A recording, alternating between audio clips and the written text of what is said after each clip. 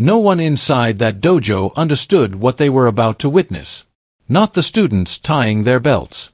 Not the instructors watching quietly from the walls. Not even the two men standing just a few steps apart. To everyone else, it looked simple. Two martial artists. Two calm faces. Two controlled stances. But what they didn't realize was this. Chuck Norris had just come face to face with Bruce Lee. And moments like that don't announce themselves with noise. They arrive with silence. There was no trash talk. No challenge spoken out loud.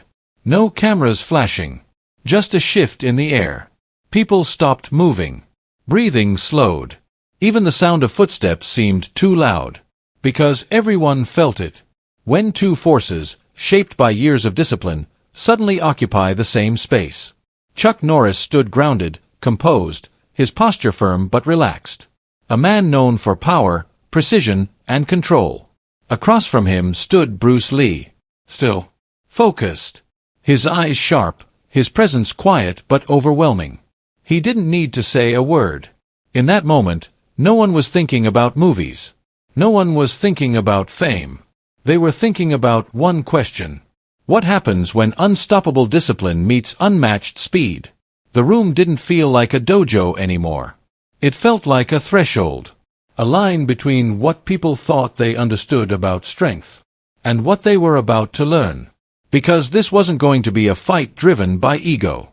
It wasn't about proving who was better. It was about something far more dangerous. Truth.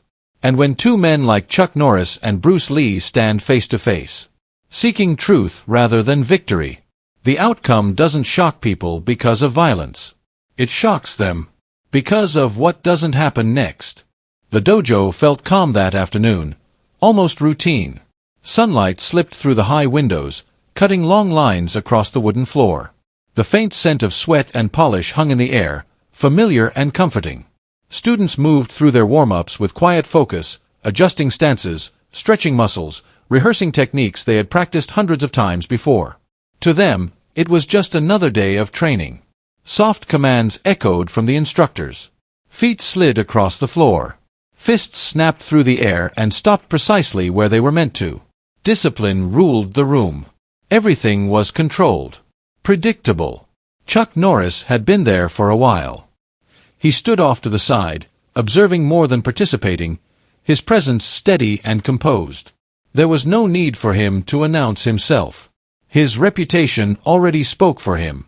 Students knew who he was, not as a movie star, but as a serious martial artist. A competitor. A man built on structure, power, and relentless discipline. When Chuck moved, people noticed. When he stood still, they noticed even more. There was no tension yet. No anticipation. Just respect. Then Bruce Lee arrived. Not with noise. Not with ceremony.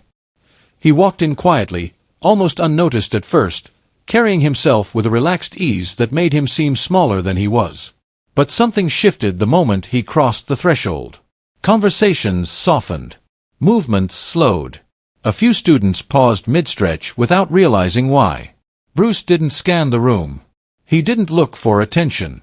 He simply stood there, present. His posture was loose, almost casual, but his eyes were alive, alert, absorbing everything. He wasn't tense. He wasn't rigid. He looked like someone completely at ease, and that made people uneasy. Chuck noticed him instantly. Their eyes didn't lock yet, but awareness passed between them. Two professionals recognizing another presence shaped by discipline. No rivalry. No challenge. Just acknowledgement. To anyone unfamiliar with martial arts, nothing unusual was happening. No raised voices. No aggressive movements. No dramatic standoff. But the experienced eyes in the room felt it. This was not a meeting arranged for spectacle. It wasn't a demonstration for applause. It was something far rarer. Two paths, different in philosophy, different in expression, had crossed by coincidence. One built on structure and power. The other on speed, adaptability, and flow. And everyone sensed that something meaningful could emerge from it. The dojo still felt calm. Still felt controlled. But beneath the routine and silence, curiosity began to replace comfort. Because moments like this don't start with tension. They start with stillness. And stillness, when held by the wrong or right people, can be more powerful than any strike. At first, nothing happened. That was the unsettling part. The dojo continued as it always had, students moving through drills, instructors offering quiet corrections, the steady rhythm of discipline holding everything together. But beneath the surface, something had shifted.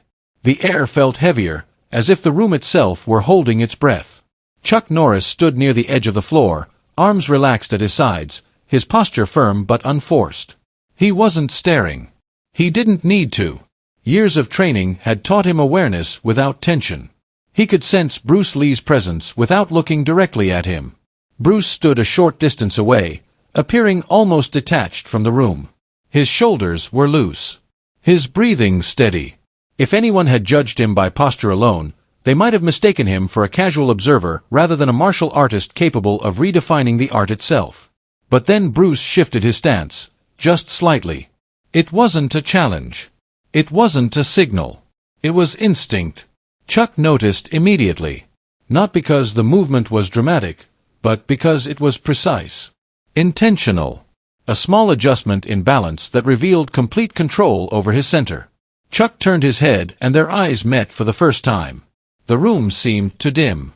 No words were exchanged. No expressions changed. But something passed between them, recognition, respect, curiosity. Two men shaped by different systems, now aware that the other represented something unfamiliar. Students began to slow their movements. Some stopped entirely. No one told them to. The silence spread naturally, like a wave. Even the instructors sensed it and stepped back, allowing space without consciously deciding to do so. This was no longer training. It was observation. Chuck's mind worked calmly. He studied Bruce without judgment. His stance was unusual, less rigid than traditional forms, yet impossibly balanced. There was no wasted tension in him. No telegraphing of intention. That unsettled Chuck more than aggression ever could. Bruce, meanwhile, observed Chuck with equal focus. Chuck's structure was solid, his posture disciplined, his presence commanding without force. Bruce saw strength rooted in repetition, in mastery of fundamentals. Two truths stood facing each other. Someone whispered from the back of the room, barely audible. "Are they going to spar?" The question hung unanswered. No challenge had been issued. No invitation made. Yet everyone felt the pull of possibility. Chuck took a slow step forward, not toward Bruce, but toward the center of the floor. It was subtle, almost casual, but it shifted the geometry of the room. Bruce noticed and mirrored the movement, stepping in from his side. They now stood closer. Not close enough to strike. Close enough to understand. The silence deepened. Chuck's breathing remained even. His body was ready, but not eager. He knew the difference between aggression and readiness. He had fought enough battles to recognize the moment before one begins. Bruce tilted his head slightly, studying Chuck's stance. His eyes moved, not searching for weakness, but for rhythm. For timing. For the hidden language beneath posture. This wasn't about dominance. It was about discovery. Bruce broke the silence first, his voice calm and measured. "Your balance is strong," he said. Chuck nodded. "And your movement is honest."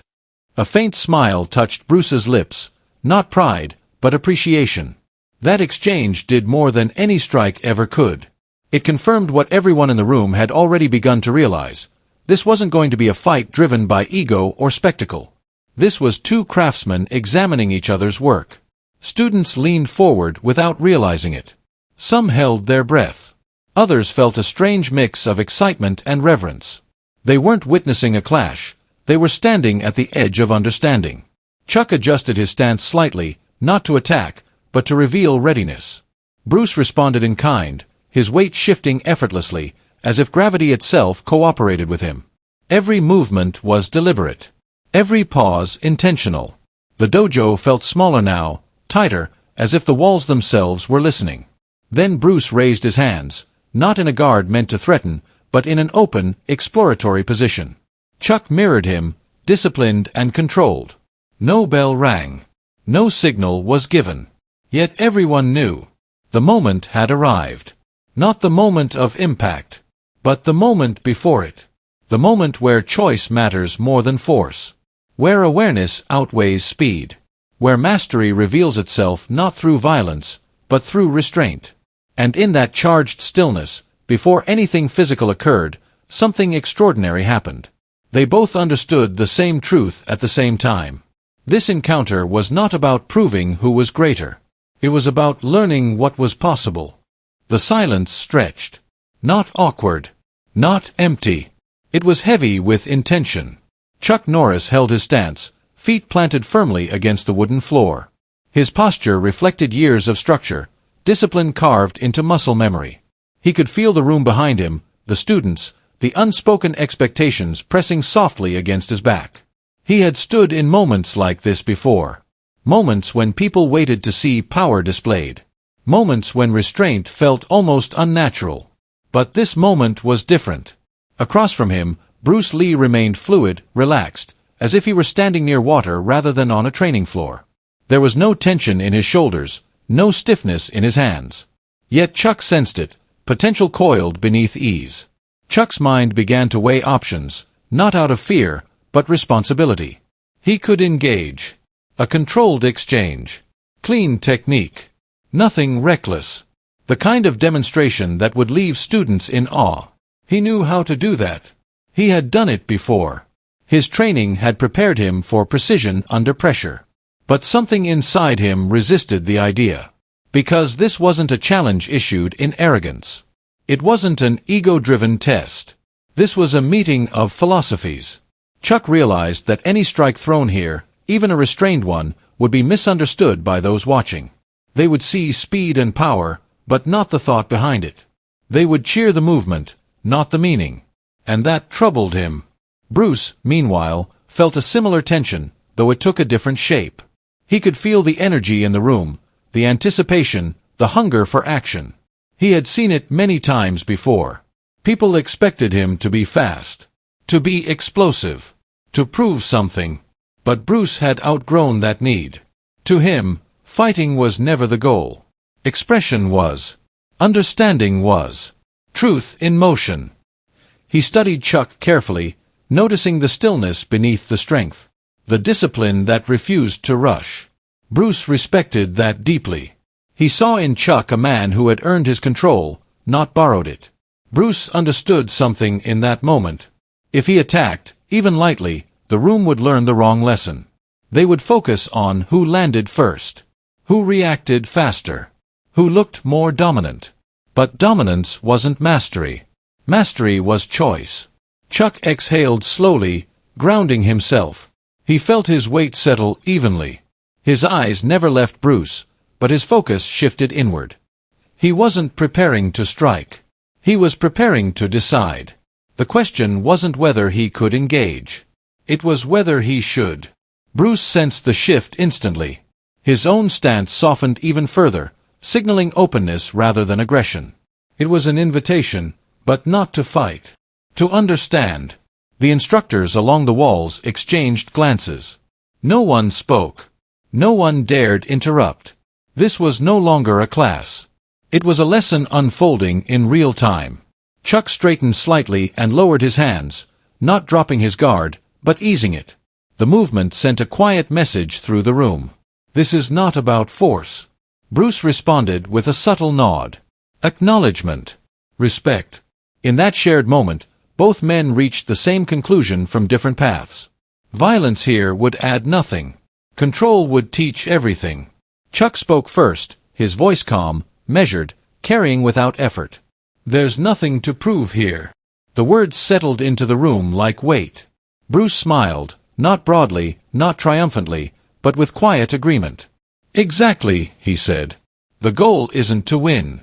It's to understand. That exchange did something remarkable. The tension didn't disappear. It transformed.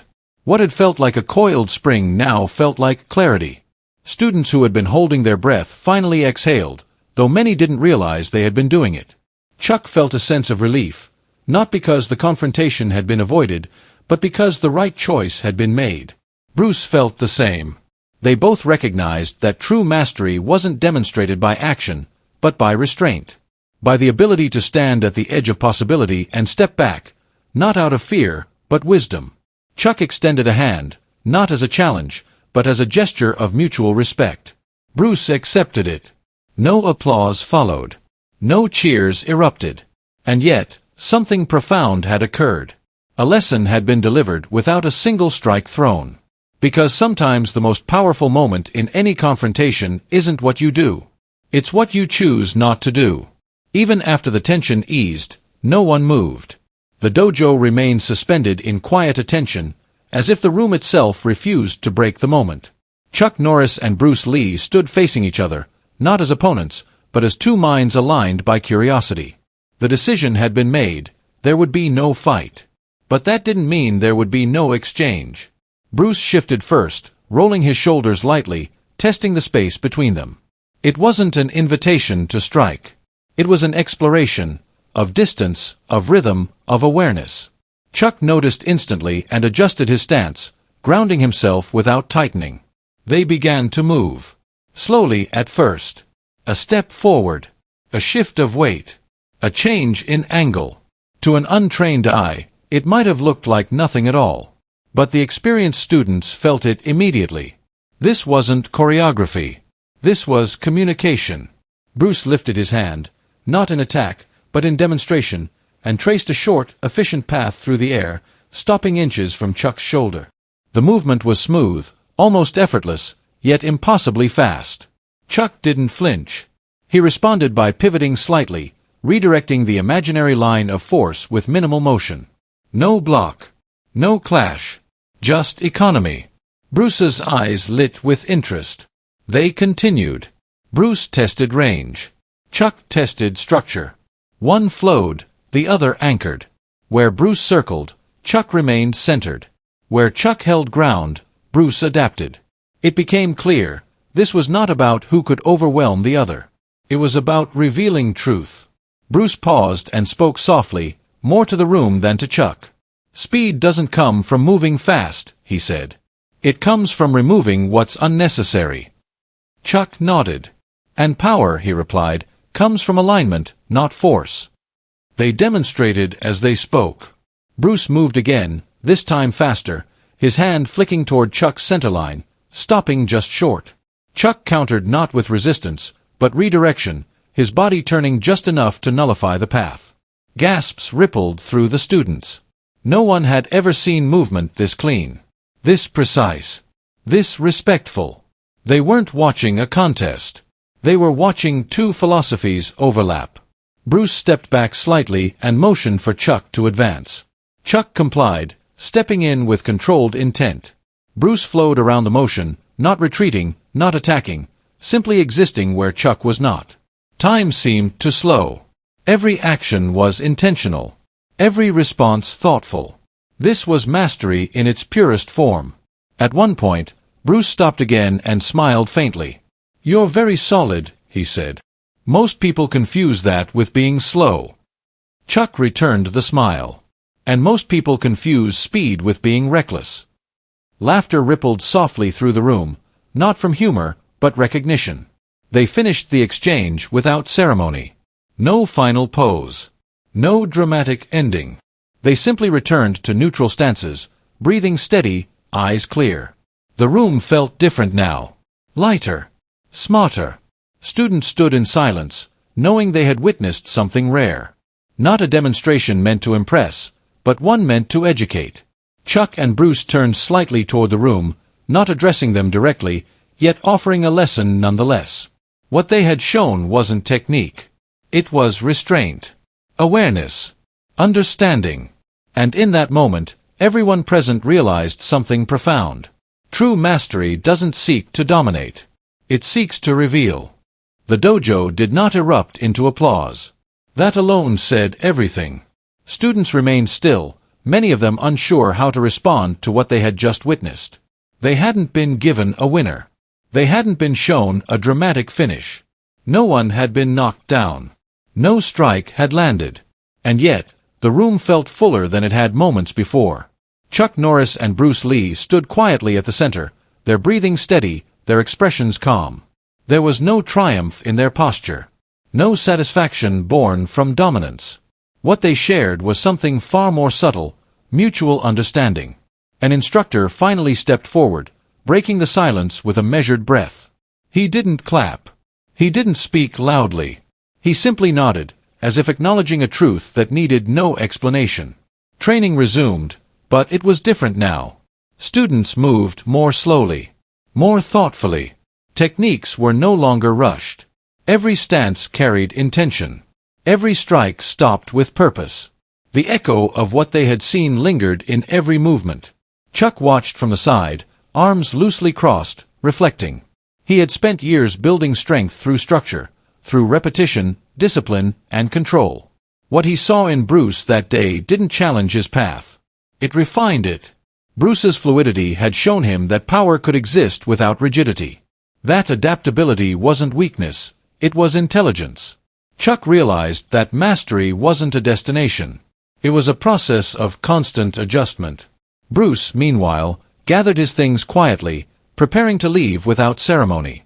He had seen many demonstrations in his life, some impressive, some hollow. But this encounter had been different. Chuck's discipline, his restraint, his refusal to let ego dictate action had confirmed something Bruce had long believed. True strength reveals itself when it doesn't need to prove anything. Before leaving, Bruce paused beside Chuck. "You're very centered," Bruce said. "That's rare." Chuck nodded. "So is your awareness." They exchanged a look, no words needed beyond that. They parted without promises, without plans, without spectacle. But stories have a way of traveling. In the weeks that followed, whispers spread through martial arts circles. Not of a fight, not of a victory, but of a meeting. Of a moment where two different philosophies had crossed paths and neither tried to overpower the other. People asked questions. Who was better? Who would win in a real fight? Those who had been there gave the same answer every time. That wasn't the point. Years later, when both men became icons far beyond the dojo, that moment gained weight. It was retold not as a clash of legends, but as a reminder of what made them legends in the first place. Chuck Norris would go on to embody discipline, strength, and unwavering control in everything he did. Bruce Lee would continue to redefine movement, philosophy, and self-expression. But that quiet afternoon remained untouched by fame. Because it had never belonged to the world. It belonged to the idea that mastery is not loud. That ego is the enemy of growth. That the highest level of power is the ability to choose restraint. Those students carried the lesson with them long after the floors were cleaned and the windows dimmed with evening light. Some became instructors. Some competitors. Some teachers. All of them remembered one thing. The day two masters stood face to face and chose understanding over dominance. And that choice, more than any strike, any title, or any victory, became the moment that truly shocked everyone. Not because of what happened, but because of what didn't. Time passed. The dojo returned to routine. New students arrived. Old ones moved on. The wooden floor was polished, the walls repainted, the echoes of that afternoon slowly absorbed into memory. But the lesson never left. Those who had been present carried it quietly, often without realizing how deeply it had shaped them. It revealed itself later, in hesitation before anger, in patience under pressure, in restraint where others chose force.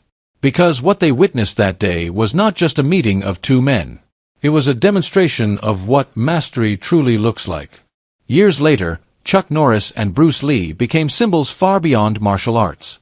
Their names echoed through movies, interviews, competitions, and conversations across the world. People argued endlessly about who was stronger, who was faster, who would win in a real fight. But those debates always missed the truth. The truth was never about victory. Chuck Norris represented structure, discipline built brick by brick, forged through repetition, commitment, and control. His strength came from knowing exactly who he was and never needing to prove it. Bruce Lee represented evolution, freedom within form, speed guided by intelligence, adaptability driven by awareness. His power came from questioning limits rather than accepting them. Two different paths. One shared destination. And that destination was mastery over self. The moment they stood face to face, they both recognized something rare, an equal not in technique, but in mindset. Neither man felt threatened. Neither felt the need to dominate. Because when ego disappears, fear follows. That is what most people never understand. Violence is not proof of strength. Noise is not proof of confidence. Winning is not proof of mastery. Control is. True power is the ability to stand in a moment of absolute possibility and choose restraint. That lesson is uncomfortable for many. It doesn't feed pride. It doesn't satisfy the hunger for spectacle. But it builds something far more valuable, respect. And respect lasts longer than fear. When people later asked Chuck Norris about Bruce Lee, his answers were always measured. Always respectful. Never dismissive. Because he knew something the world often forgot. Bruce Lee was not trying to be better than others. He was trying to be better than himself. And when Bruce Lee spoke about discipline, he never dismissed structure. He understood that freedom without control was chaos. Flow without foundation collapses. Their philosophies didn't compete. They completed each other. That is why the moment shocked everyone. Not because fists flew, but because they didn't. In a world addicted to conflict, restraint feels radical. In a culture obsessed with dominance, humility feels dangerous. But that quiet afternoon proved something timeless. The strongest people do not rush to prove strength. The most skilled do not crave validation. And the greatest masters are defined not by how hard they strike, but by how deeply they understand. That is why the story survived. Not as rumor, not as myth, but as a reminder. A reminder that greatness is silent, that wisdom is calm, that mastery begins the moment ego ends. So when people ask, what happened when Chuck Norris came face to face with Bruce Lee? The answer is simple. Nothing happened. And that nothing meant everything. If you believe real strength is discipline, not dominance, type legends in the comments. And tell me, do you think the world needs more power or more control?